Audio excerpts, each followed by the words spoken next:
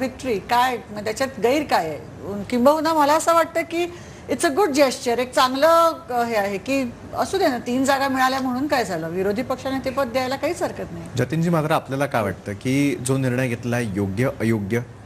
निश्चितच योग्य निर्णय. आणि मला असं वाटतं की या निर्णयापासून भारतीय जनता पक्ष काहीतरी शिकेल आणि लोकसभेमध्ये की काँग्रेसला विरोधी पक्षनेतेपद देईल. की मला असं वाटतं की लोकशाहीमध्ये एकतर खरं तर भारतीय जनता पक्षाचे 3 जागा आल्या ते जास्त आल्या असतं तर जास्त चांगलंच असतं. कारण लोकशाहीमध्ये सगळ्यात महत्त्वाचं म्हणजे स्ट्रॉंग ऑपोजिशन, एक सशक्त ऑपोजिशन असलं पाहिजे. आणि सशक्त ऑपोजिशनसाठी की विरोधी पक्ष नेतेपदाचं जे स्टेटस जे आहे ते देणं आवश्यक आहे. कारण त्यासाठी की एकदा ते पद मिळाल्यानंतर त्या बऱ्याच काही त्याचा उपयोग होतो लोकांचे प्रश्न मांडण्यासाठी. आणि म्हणून मला असं वाटतं की हा जो काही निर्णय आहे तो अत्यंत योग्य निर्णय आहे. आणि आपण अशी अपेक्षा करूया की या निर्णयावरनं भारतीय जनता पक्ष काहीतरी बोध घेईल आणि काँग्रेसला देईल. आणि ते लोकशाहीसाठी खूप आवश्यक आहे. अशा स्वरूपानं विरोधी पक्षच नाही किंवा विरोधी पक्षाचं स्टेटस नाही अशा स्वरूपानं जर असलं तर विरोधी पक्ष म्हणून जे काही लोकांचे जे काही प्रश्न मांडायचे जे काही असतात ते मांडण्यात खूप अडचण येते. आणि कुठेतरी मला असं वाटतं की हा जो काही निर्णय आहे, आपचा निर्णय लोकांमध्ये हा जो निर्णय लोक, मला असं वाटतं की त्याचं एक people will welcome the decision of आम आदमी पार्टी. बरं, नक्कीच. मात्र काँग्रेसला तशा प्रकारची संधी जी आहे ती मात्र मिळू शकली नव्हती. विरोधी पक्ष नेते पदावरती जो आहे तो त्यांना त्या ठिकाणी हक्क सांगता आलेला नव्हता. काय वाटतं नेमकं काँग्रेसला, या संदर्भातली चर्चा करूयात छोट्याशा ब्रेकनंतर.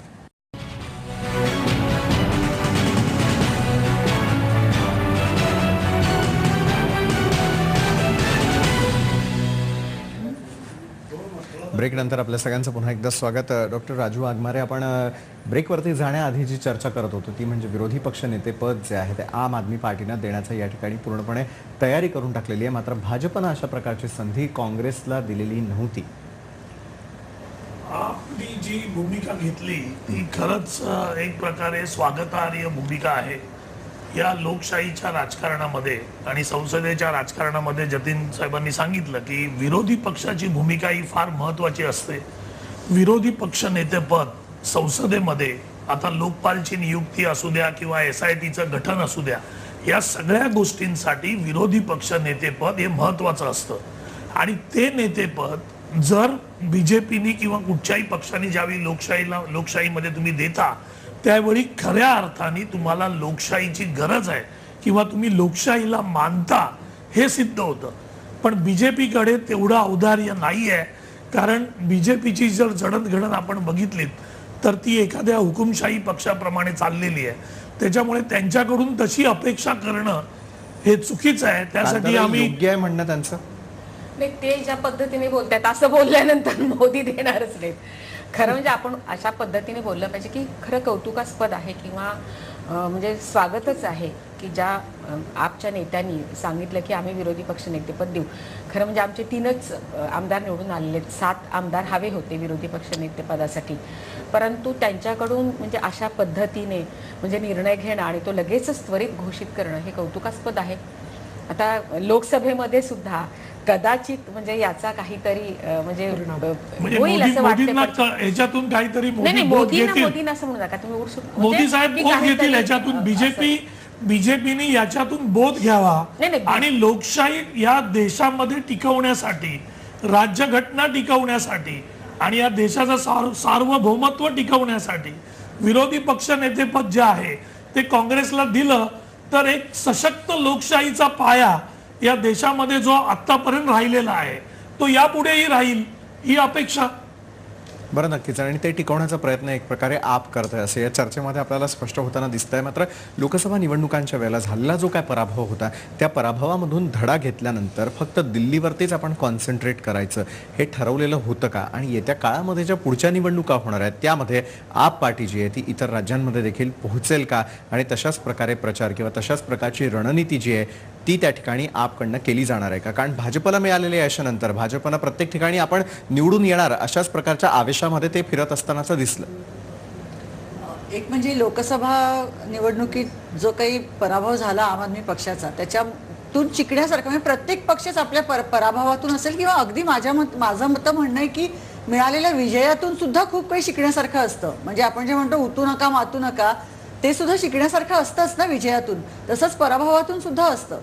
महत्वाचं हे होतं की लोकसभेत पराभव झाल्यानंतर थोडंसं म्हणजे एखाद्या कुठच्याही लोकशाही पद्धतीने चालणाऱ्या पक्षामध्ये थोडेसे मतभेद असू शकतात, वादविवाद होऊ शकतात. मरगळ आली त्या होती. मरगळ आली होतीच ना. एक म्हणजे खूपच डिसअपॉइंटमेंट होती तेव्हा. पण त्याच्यातून मार्ग काढून तो जो एक नकारात्मक सगळं जे काही आलं होतं कार्यकर्त्यांमध्ये, ते बाजूला सारून आपल्याला आता फक्त दिल्लीवरच लक्ष केंद्रित करायचंय, हा निर्णय दिल्लीमध्ये घेतला गेला. आज तो बघताना आपल्याला हे म्हणजे आजचे निकाल बघताना अर्थातच वाटतं, आता आपण असं म्हणू शकतो की तो निकाल अत्यंत योग्य होता. पण त्यावेळेला काही कार्यकर्त्यांना असं वाटत होतं की आपण महाराष्ट्रात किंवा हरियाणामध्ये विधानसभा लढवायला पाहिजे होती. त्या वेळेला मला असं वाटतं तो निर्णय आपण म्हणजे किंवा ते इच्छा व्यक्त करत असतो. जसं क्रिकेटमध्ये होतं ना की एखाद्या कॅप्टनने एखादा फिल्डर एखाद्या ठिकाणी ठेवला आणि दुसरीकडे बॉल गेला तर आपण म्हणतो की इथे काय कशाला ठेवला, तिथे कॅच गेला तर म्हणतो एकदम त्याची खेळी योग्य ठरली. तर तसं थोडंसं असतं की आता मागे वळून बघताना वाटतं की हरियाणा किंवा महाराष्ट्र ह्या निवडणुका न लढवण्याचा जो निर्णय घेतला गेला होता दिल्लीत, तो अत्यंत योग्य होता. ह्याचं कारण त्याच्यामुळे सगळं लक्ष, कॉन्सन्ट्रेटेड एफर्ट दिल्लीवर केला गेला, करता आला, करणं शक्य झालं. योग्य निर्णय घेतला असं आपलं म्हणणं आहे. मात्र JNUचे प्राध्यापक मिलिंद आव्हाड देखील आपल्याबरोबर आहेत या चर्चेमध्ये. दिल्लीहून मिलिंदजी, दिल्लीमध्ये नेमकं आता वातावरण काय सांगताना दिसून येत आहे? कारण आपण बघितलेलं होतं की दुसऱ्यांदा मुख्यमंत्री पदाची शपथ जी आहे ती अरविंद केजरीवाल यावेळेला घेताना दिसून येतील. मात्र पूर्वी त्यांनी दिलेल्या राजीनाम्या संदर्भामध्ये देखील त्यांनी दिल्लीकरांची जी आहे ती माफी मागून झालेली होती. मात्र पुन्हा एकदा ज्यावेळेला ते मुख्यमंत्री पदाची शपथ घेतील त्यावेळेला दिल्लीकरांची यावेळेला साथ त्यांना मतांच्या माध्यमातून तर मिळालेलीच आहे. मात्र एक मुख्यमंत्री म्हणून कुठल्या प्रकारच्या अपेक्षा दिल्लीकरांच्या असतील? निश्चितपणे खरं म्हणजे संबंध दिल्लीमध्ये खूप उत्साहाचं वातावरण आहे. दिल्लीच्या रस्त्यावरती पांढऱ्या टोप्या घातलेले आपचे कार्यकर्ते अतिशय उत्साहात दिसत आहेत. या निवडणुकीमध्ये आपनं म्हणजे 2013 आणि 2015च्या निवडणुकीमध्ये आपची जर स्ट्रॅटेजी पाहिली तर मला असं वाटतं की 2013च्या निवडणुकीमध्ये आप ही तशी धरणा पार्टी होती, तर 2015च्या निवडणुकीमध्ये धरणा पार्टी ते डायलॉग पार्टी असा आपचा एक पूर्ण शिफ्ट या निवडणुकीत दिसलेला आहे.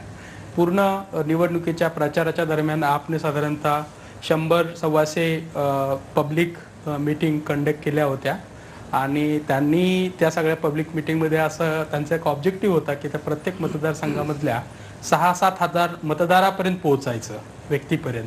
तसे दिल्लीच्या विधानसभा मतदार संख्या जी आहे व्होटरची ती कमी आहे कॉन्स्टिट्युन्सीची, तर 6-7 म्हणजे साधारणतः ते यशस्वीने पोहोचलेले आहेत. केजरीवालनं साधारणतः 100-110च्या जवळपास त्या ज्या पब्लिक मिटिंग आहेत त्या कंडक्ट केलेल्या आहेत.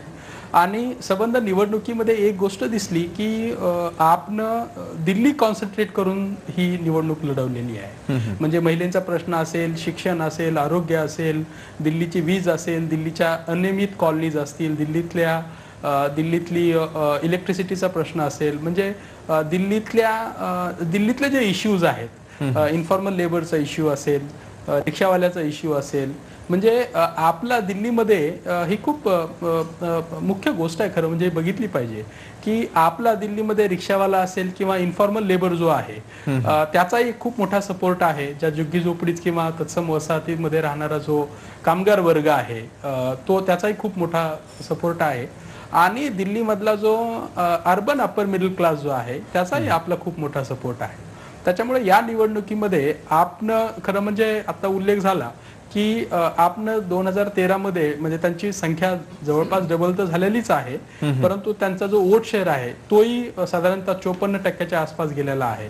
तिथेच भाजपाची आमदारांची संख्या, निवडून येणाऱ्या लोकांची संख्या जरी कमी असली तरी त्यांचा वोट शेअर जो आहे तो साधारणतः 2013च्या निवडणुकीमध्ये 29.49 असा होता, जो आजच्या निवडणुकीमध्ये आजच्या निकालात 32.2 आहे. म्हणजे त्यांचा जो निवडणुकीचा टक्का वोटिंग पर्सेंट आदमी पार्टी की ऐतिहासिक जीत हुई है. इस जीत के ऊपर हम आम आदमी पार्टी को अपनी पूरी शुभकामनाएं देते हैं। उनके नेता श्री अरविंद केजरीवाल का अभिनंदन और हमारी बधाई। दिल्ली के मुख्यमंत्री के रूप में वो अब अपने वादों के अनुसार शासन दें, जो उन्होंने वादे किए हैं उनको पूरा करें, दिल्ली के लोगों को गुड गवर्नेंस दें। भारत सरकार की ओर से दिल्ली की जनता और दिल्ली के विकास के लिए जो कुछ भी सहयोग करना होगा वो केंद्र सरकार सदैव करेगी। नरेंद्र मोदी जी की सरकार बिना किसी राजनीतिक विभेद के देश के सारे प्रदेशों के विकास की बात करती है और वही सिद्धांत दिल्ली के बारे में भी लागू होगा, ये हम निश्चित रूप से स्पष्ट करना चाहते हैं। जहां एक और पिछले लोकसभा के चुनाव में हमारी ऐतिहासिक विजय हुई थी देश में, उसके बाद महाराष्ट्र में, हरियाणा में, जम्मू कश्मीर में और झारखंड में वहां की जनता ने हमारे आग्रह पर भारतीय जनता पार्टी और नरेंद्र मोदी जी के साथ चलने का निर्णय किया। हमने यहां भी वो अपील की थी कि दिल्ली के लोग भाजपा के साथ चलें। दिल्ली के लोगों ने लोकसभा के लिए भाजपा और नरेंद्र मोदी जी के साथ चलना पसंद किया, लेकिन विधानसभा के लिए वो अरविंद केजरीवाल जी के साथ चलने के लिए तैयार दिखे हैं। हम दिल्ली की जनता के इस मत का आदर करते हैं और उसका सम्मान करते हैं। हमारी बहुत ही जबरदस्त हार भी हुई है। अपनी उस हार को भी हम बहुत विनम्रता से स्वीकार करते हैं। हमें इसके कारणों में गंभीरता से जाना पड़ेगा।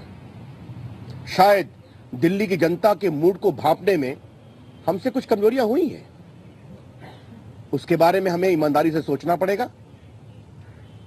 ये ठीक है कि 2013 के विधानसभा के चुनाव की तुलना में अगर दिल्ली में भाजपा के वोट परसेंटेज को देखा जाए तो बहुत ही थोड़ी कमी आई है, लेकिन हमारी हार तो हार है और उसे हम बहुत ही विनम्रता के साथ स्वीकार करते हैं। पार्टी इस हार के बारे में विस्तार से इसकी परख करेगी, इसकी समीक्षा करेगी, लेकिन बीजेपी के अंदर हमारे कार्यकर्ताओं की, हमारी पार्टी की तमाम विरोधी परिस्थितियों के बावजूद दोबारा खड़े होने की हिम्मत रहती है और मुझे पूरा विश्वास है कि दिल्ली के हमारे कार्यकर्ता यहाँ की जनता के विश्वास को प्राप्त करने में सफल होंगे। हम एक सार्थक विपक्ष की भूमिका निभाएंगे दिल्ली में। जहां सरकार को सहयोग देने की अपेक्षा होगी, दिल्ली की भाजपा देगी। जहां सरकार का विरोध करने का क्या आवश्यकता होगी, पूरा विरोध भी करेगी। दिल्ली में कांग्रेस का शासन 15 साल रहा है और 15 साल के शासन के बाद कांग्रेस पार्टी को एक भी सीट नहीं आना और उनके वोट का 15-16%, 18% खिसक कर आम आदमी के साथ खड़ा होना, ये शायद काँग्रेस के लिए बहुत चिंता का विषय है। तर दिल्लीमध्ये आपण बघितलं की भाजपनं अक्षरशः सपाटून मार खाल्लेला आहे। त्या ठिकाणचा जो पराभव आहे त्यात मात्र अनेक गोष्टी शिकण्यासारख्या आहे, अशा प्रकारचं वक्तव्य यावेळच्या या पत्रकार परिषदेमध्ये आपण बघितलं। चर्चा सुरू ठेवणार आहोत छोट्याशा ब्रेक नंतर।